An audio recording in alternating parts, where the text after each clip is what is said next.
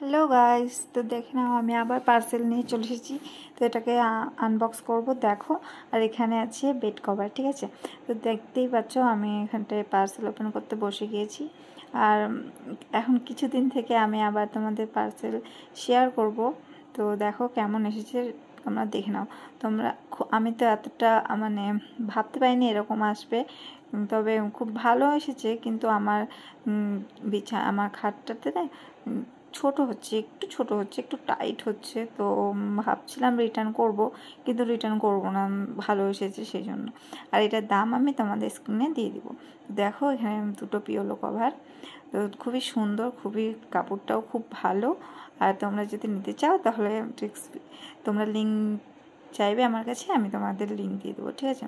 আর দেখে নাও এখানে পুরোটাই কিন্তু এরকম গার্ডার দেওয়া আছে, ঠিক আছে। খুবই ভালো কোয়ালিটিটা, খুবই ভালো।